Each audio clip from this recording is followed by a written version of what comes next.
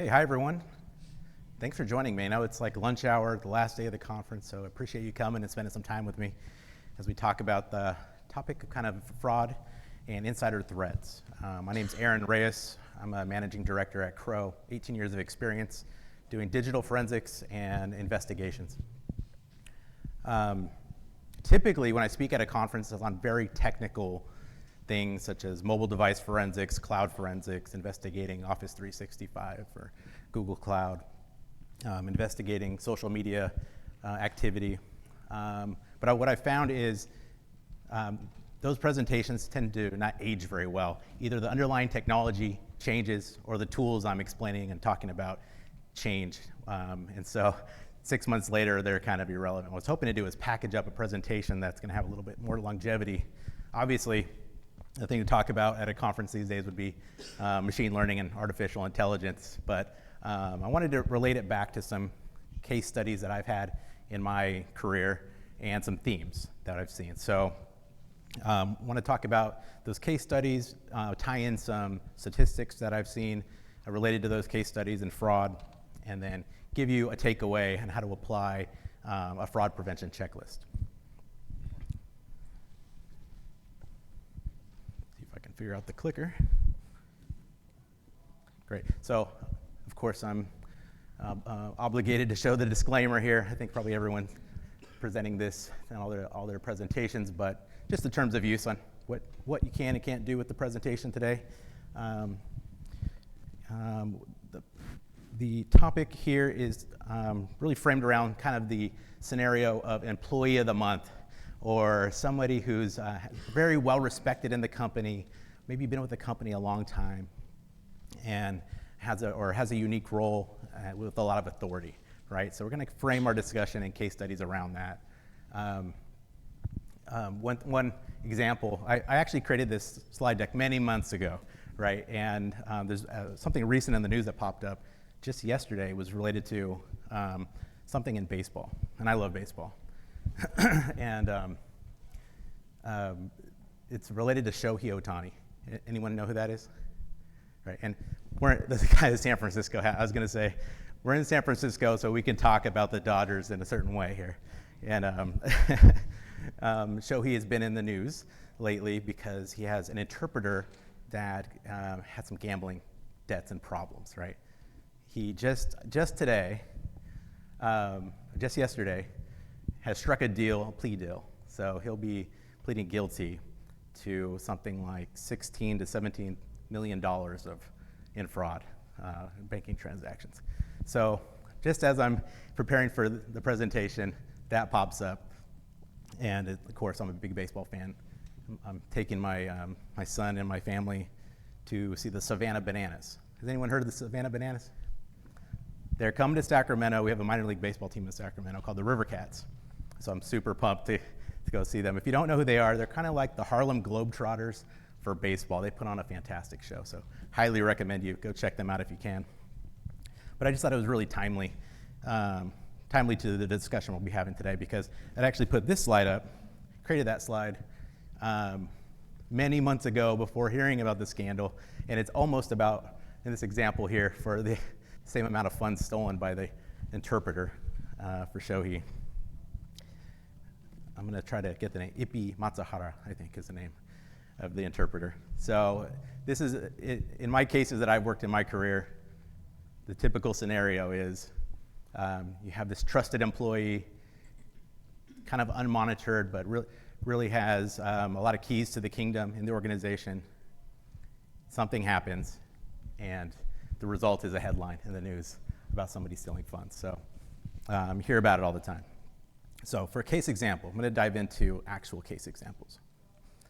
And the first one involves a car dealership. So nothing unusual, nothing nefarious. There's no foul play at car dealerships, right? I think if you've ever purchased a car, you felt like you were getting fleeced or stolen from right in the process. So the backstory to this is have a family-owned car dealership doing really well. It's run by the father, the patriarch of the family. They also have a son and 2 daughters. There's one younger daughter. She's an adult, but she's really inexperienced. She kind of helps out at the front office and helps in the reception area. So the dealership is doing well. They're expanding. Sales are really good. And unfortunately, the father passes away unexpectedly. And the son and the two daughters, they want to continue their family's legacy, and they jump in, and the son becomes the general manager for the dealership, and the older daughter becomes the CFO. And the younger daughter continues to kind of manage the front office, desk stuff, and the reception area. So things are really going well for them. They continue, even though they're dealing with the loss of their father. Things are progressing. Sales are doing really well, actually. They're increasing. And what's not increasing is their cash flow and their bank reserves. And so the new general manager, the son, is looking at the cash flow for the company and saying, we're going to run out of cash pretty soon. But that doesn't make sense because our sales are increasing month after month. What's going on? And so it's concerned there that he's going to be out of business pretty soon if this continues. He's also noticing that the sister is behaving differently now. She's actually living a more lavish lifestyle, right? She's going on vacations, lavish. And so this is really frustrating the older brother. Like, what the heck's going on? He brings in his attorney, who brings our team in to kind of figure out what's going on with, is it just some banking irregularities, something fell through the cracks when the father passed away. And so we start digging in, and here's where I'm going to bake in some of the technology piece. So they don't want to tip off the sister of what's the investigation has kicked off. So they ask us to come in and do digital forensics in a covert way, right? So we come in after hours, and when she's not around, she's probably on vacation. We take her computer, because she doesn't take it with her, she leaves it at the office. And we take out the hard drive, we plug it into our forensic imaging device. You plug the hard drive, the source drive into one side, and a destination drive on the other. Run the command, it creates a forensic image. It's kind of like a DD image, and it gets encapsulated with some metadata and some verification information. And so we have that going. We're also digging into their ERP and their financial systems, pulling reports out of transaction, what the heck's going on. So those two tracks are happening simultaneously. And let me get some water. And what happened is we see some irregularities in the payroll transactions. We're actually seeing double. We're seeing 2 transactions for every pay period. And so that's odd. We had some questions about that. Why would it be structured in such a way? We can see in the first payroll transaction that employees are getting paid. Everything looks fine, and the payment's going to ADP. In the second transaction, can anyone guess where the funds are being directed? Anybody? Was that?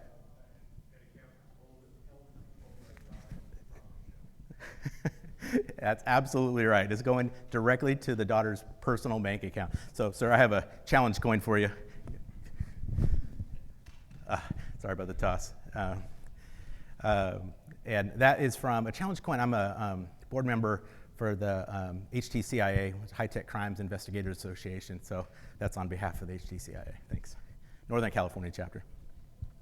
And so, lo and behold, it's going right to the daughter's personal bank account. So she's immediately fired, and everyone's kind of, feeling down. They've lost the father. He passed away. Now the daughter's on bad terms and out of the company.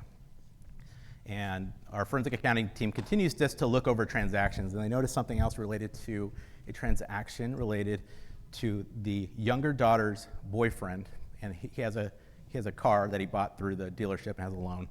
And that loan got written off. It was performing well. The payments had been up to date, and they wrote off the loan. And so essentially, the boyfriend got a free car out of the deal. And So looked into that. That was not approved by the father before his passing or anything. And so the fortunate story here is that, instead of continuing on their family's legacy and building this family-owned business, it kind of fell apart and left to the older son to keep it going. So you can see these really trusted individuals, the trusted as you can get, right? They're family members. It can happen. So on the next case study I want to talk about here is related to a media company. And it's actually a radio station. And the way it's structured is that there's a parent company that owns the radio station, and that parent company owns a lot of other media companies as well. So the focus here is on the radio station. And in a radio station, there's a lot of big personalities on the radio, but also in the executive function. So what occurs is the vendors for the radio station, they start to call and say they haven't been getting paid. Right? And it gets to the point where it actually gets reported up to the parent company that that the payments haven't been flowing. And so the counsel for the parent company called us in and asked, we don't know what the heck's going on at the radio station. We need you to figure it out. But, again, don't tip people off. Don't make people worried that there's this huge audit or investigation going on. So they ask us to send in, do some remote imaging. What we do is we send a computer that we can VPN into and attach a lot of storage, and then we will initiate imaging of the devices on the network over the network, right? So they don't know what's going on. We just need admin credentials, and we can connect our imaging software up to them and start imaging devices. That's going great. So then at the same time, our financial accounting team is digging into the banking transactions. So they're pulling information out of the financial system and logging into the banks and seeing what's going on. The financial team, financial forensic auditors find that the bank account is overdrawn. And it's overdrawn by $700,000. And I didn't know an account could be overdrawn by $700,000, so it was quite a surprise to everyone and set off a bunch of alarms, like what the heck is going on? So we were asked to interview the executive at the radio station, and he's given us the runaround. He doesn't know what we know about the $700,000 missing, but he says, oh, you know what? That's not a problem. It's actually just a timing issue. When the vendors submit their invoice, we have to route it to the parent company, and then the parent company sends back the payment. So it's really, as soon as we get the payment and get it processed through accounting, it'll be no problem. We know that's not the case, right? The funds are gone. And when we start digging into what's going on, the executive had been running all of his personal purchases through the company's credit cards. And those credit cards are being paid by the organization, so he has a really great slush fund set up, but he's quickly draining all the funds available. One interesting thing he's asked the accounting function to book these personal expenses as assets to the company. So all of a sudden, the books and records for the organization are also being manipulated. And so what we also found is that it didn't stop there. There was actually the executive had given himself pay advances. So he was getting paid all this money up front and also running all his personal expenses through the corporate account. Now, the parent company steps in, makes all the vendors whole so they don't get sued, and fire this individual and bring charges against him. And so the lengthy litigation goes into play, but he actually ends up having to serve time, I think 18 months in jail. So there's some huge breakdown there between what's going on at the radio station and what's going on at the parent company. There's basically no oversight by the parent company, and they're not reconciling credit card statements. The accounting function was just blindly booking these entries, and he had no oversight, right? So huge lack of oversight in this case study. Let's see, the next one I want to talk about is related to a school district. And you can see here on the screen where it looks like something going on with cryptocurrency. So what happened was the school district officials were tipped off by a whistleblower that there was something going on in the server room of the school district. Now, there wasn't a lot of details provided. They just wanted to whistleblow just enough to get some attention, but didn't want to get involved in providing too many details initially. So the school officials contact their attorneys, and the attorneys ask us to come in. And again, they want us to come in covertly to it because they don't want IT personnel might be involved in what's happening. So they want to take precaution. So they ask us, come at 9 o'clock, everyone should be gone. 9 p.m., everyone should be gone. And I'll sneak you into the server room. And I don't know exactly what to expect. They just kind of said there's some odd equipment in the server room. So I'm walking in, I have my imaging equipment, all these bags, cables, keyboard, mice, and monitors. I don't know what to expect, but I kind of have to do it in one shot. Come walking up, opens the door as I'm coming in. Like, come in. I was like, okay, what the heck's going on? And he goes, let's go over here. And kind of like to that door right there. Let's go. I go, wait, hold on. I see somebody. Go back. He goes, oh, never mind. It's just the janitor. Come on. So he takes me over to the server room, badges me in, closes the door behind me, and kind of whispers, text me if you need anything, I'll be in my office. And I was like, okay, so I'm walking in. It's kind of a tight server room. It's not a huge one, but not a closet either. There's virtually nowhere to put any of my equipment. I'm looking for places to put power cords and things like that. And there's a networking rack, 2 server racks, and I do see on the ground there's some unusual looking equipment sitting on the ground in the corner. And so this one stuck out like a sore thumb. They look like gaming machines, right?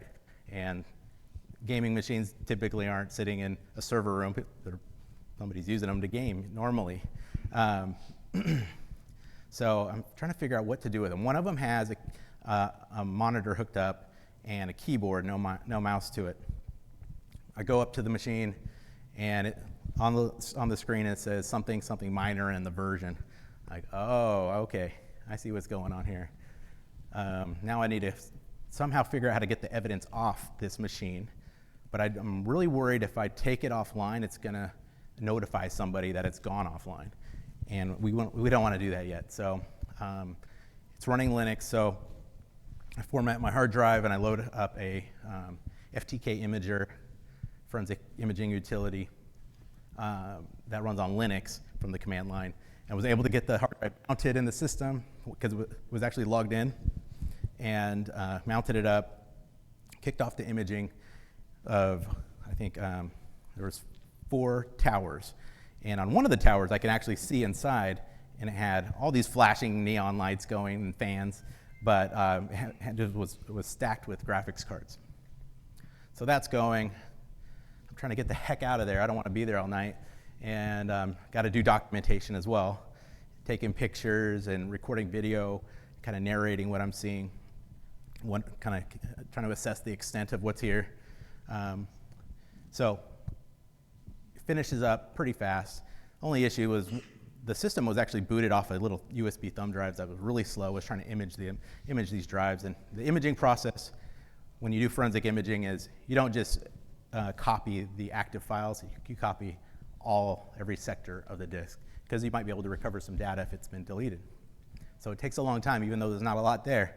And so I get that. I think it'll be done in about an hour. And so sure enough, it finishes up in like 45 minutes. Take it back to our lab in Sacramento and start processing. And by that time it's almost midnight. And I'm not going to stay there, so I go home while it's processing. And when I wake up in the morning, it's done processing. I can start searching. And I could see that he had been mining for about 18 months, year and a half, but had recently stopped mining. And I was like, oh, that's interesting. And I started to kind of recall what I was seeing. It's like, yeah, those machines actually didn't seem to be working too hard. There was neon lights going, but usually a mining rig will have a lot of fan action, be pretty noisy. So I was like, okay, yeah, I guess it didn't seem like it was working that hard. Well, I looked at the wallet it was mining to, and I looked it up on the blockchain, and it had stopped mining several months ago, and the mining funds had stopped coming from the mining pool. And so, that's interesting. And the timing kind of correlated with when ETH had said it switched from proof of work to proof of stake, right? So they changed their algorithm to make mining not earn coins for the or earn ETH for the miners. So they stopped mining, and they left them there for some reason. And I could see how much they had tallied up. It's from the mining pool. I think it was something like 50 grand during that time. Not too bad, but also not a huge amount. So what was also concerning is using public funds or school district funds to make the purchase for those equipment. So we started to look into that. And sure enough, we find that all that equipment had been purchased with public funds. So big problem for the IT director and the chief business officer who were involved in this. And another issue was we found that they had set up fictitious vendors in the system. So now our accounting team's getting honed in on what's going on. And they found that fictitious vendors had been set up for the school district, and they were making payments to these fictitious vendors, and the funds were going back to them, right? And to the tune of over $2 million. So that was where the really big hit came in. And so, okay, these guys are busted. And it starts to make sense, right? This guy, he's known for having sports cars and being a sports car fanatic, the chief business officer. He has a Ferrari. That was a good, and I actually like, he has a Ferrari, right? He goes, oh yeah, he's into cars. But I think what he does is he purchases them with friends, other enthusiasts, to make the purchase of a Ferrari. It's like, oh, okay. Well, turns out he was actually just stealing from the school district and buying himself a Ferrari and hoping no one would connect the dots there. So so we kind of do our part, package up a report, hand it over to the FBI, and we step back for a while. And months go by. I'm having dinner with the attorney again. Oh, there's been an update in that case, and they've pled guilty to stealing that money. And a week later, it's out in the news. The DOJ has it on their website that happened, this mining operation and stealing of school district funds. So that was fun for me to kind of go in the middle of the night. The next one is related to a really nice old lady, and she owns a ranch and she owns property. She has lots of investments, so she's set up really well. She loves to enter her horses into equestrian contests, and she has ribbons all over. So 6 months ago, I think like 4 to 6 months prior, their bookkeeper had been let go. And the new bookkeeper came in when they finally found one, and started finding some irregularities in their accounting system. And that's when they brought us in. The local attorneys asked us to come take a look and collect the evidence, preserve the evidence, because they know something's going on. And they send me out there, and I'm walking in the door again with all my gear. This time, her house is their office, right? And I got dogs jumping up on me when I'm trying to walk through. The house smells like Marlboros. And I go, where's the computer? I was like, I'm not here very long. So, and it's down in the office corner there. And I go, okay, great. I go in there. Again, it's super cramped, and I'm trying to get all my imaging equipment out. I see a computer. That's the QuickBooks computer. Also, while I'm there, asking, do you have any devices for like text messages or other communication devices? And they have two. One's the more current one for the previous bookkeeper, and then a really old one for the previous bookkeeper. They didn't have the PIN code for that. So image those devices using Cellebrite, and then they say, oh, by the way, we have the owner, the nice old lady, she has a computer in her office that she uses, and I go, okay, let me go tackle that. Start up the imaging process. I'm noticing this nice old lady has like a pretty nice gaming computer. And I'm like, this is odd. I guess it's possible. It kind of throws me off for a minute as I'm like, well, maybe we'll image faster since it's good. And unfortunately, that was like the slowest computer. And I was like, where did you get this computer? Like, well, we had the local IT shop build it for us. And okay. And like everything on it was super slow. I was expecting it to be fast. And it's so slow that sometimes I call myself a professional progress bar watcher, because I feel like I'm just doing things and then just watching the progress bar go until I have to do something else again. And I was like, gosh, I don't want to sit here with all the dogs jumping on me for the next 6 hours. And so I say, you know what, I'm going to have a colleague come back tomorrow. It'll be done by tomorrow, and it'll just go overnight and come pick it up. So in the meantime, I take what I've collected back to the lab for processing, and I'm finding that there are deleted documents that have been cleared out of the recycling bin, and they happen to be loan documents. So the prior bookkeeper was doctoring up loans, taking the funds, and had been purchasing properties in Alaska. Obviously, it wasn't approved by the owner. And there was another issue where we saw vehicles being purchased, and those vehicles were being put in family members' names. And so the nice old lady finds out about this, and she turns into not such a nice old lady. She is out for blood. She wants to take that bookkeeper down. She just can't believe anyone would do that to her. And she's like, I donated to their grandchildren's, sponsorship at their school. How could they do this to me? The betrayal set in, and she was going for blood. And so she brought in the attorneys to kind of direct them and say, I want her in jail for that. And wow, okay, okay, lady.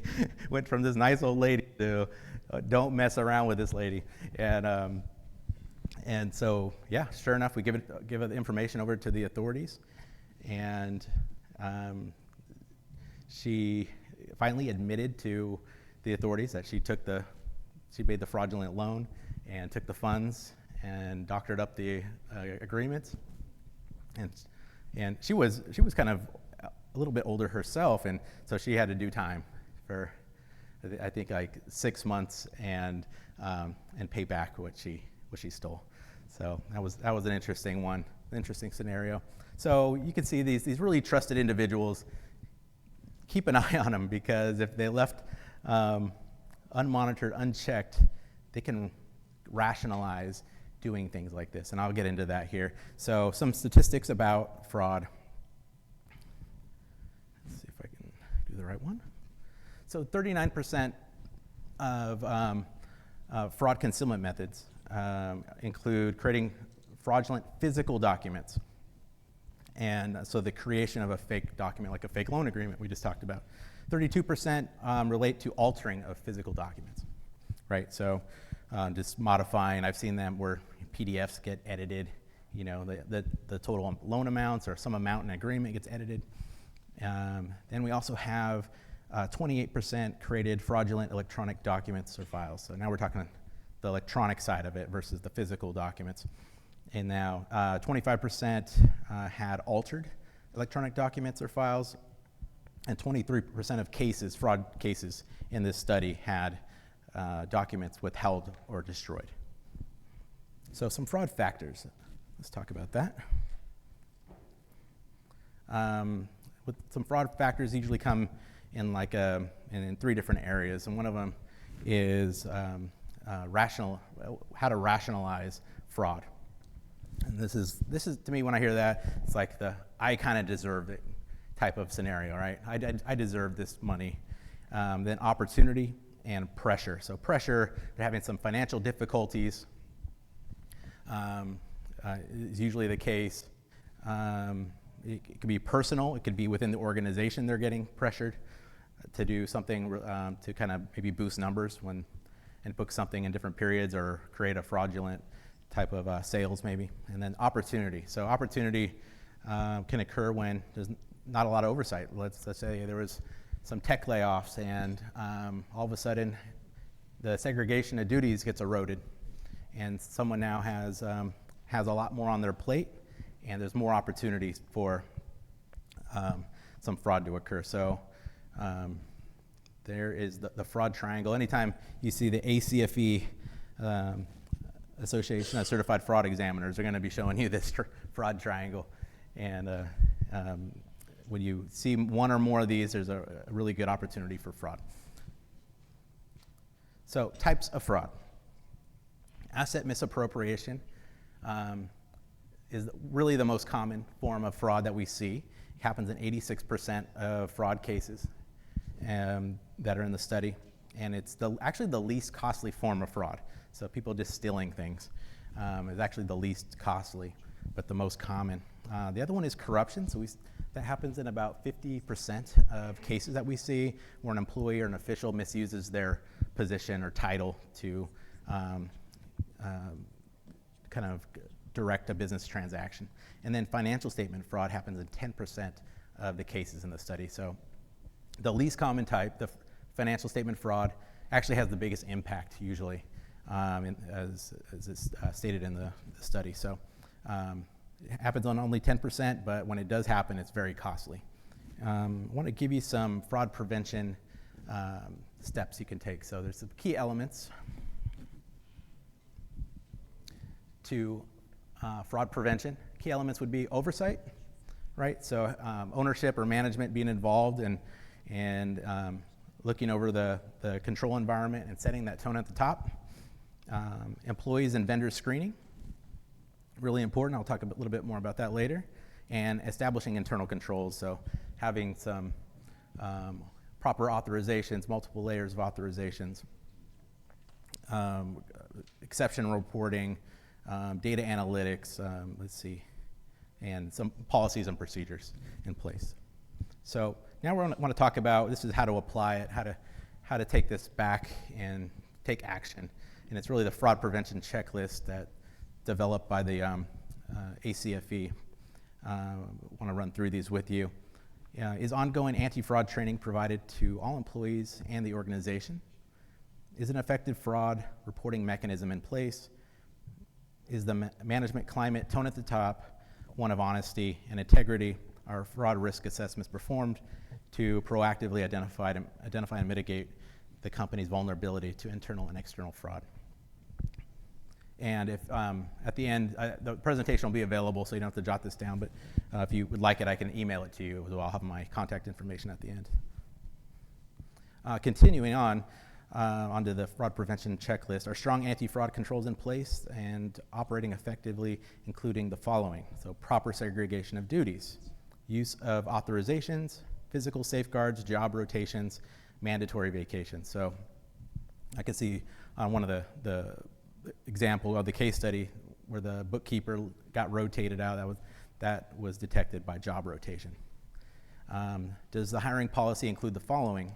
Past employment verification, criminal and civil background checks, credit checks, drug screening, education verification, and reference checks, obviously where law permits. So those will help kind of head off any issues from the start. Continuing on, our employees, do they have support programs in place to assist employees that are struggling with addiction, mental, emotional health, family, or financial problems? Is an open door policy in place that allows employees to speak freely about pressures, providing management with the opportunity to alleviate such pressures before they become acute, and are regular anonymous surveys conducted to assess employees' morale. So with that, actually, I was going to ask if we could maybe ask the audience if have any Q&A. Is that okay? So, getting near the end of the presentation, wanted to see if there's any questions on the case studies or the metrics I provided, or just any insights at all. Yeah, sir. I think I can hear you just fine, but I'll repeat what you said. Yeah. Yeah. Oh, they do. Okay.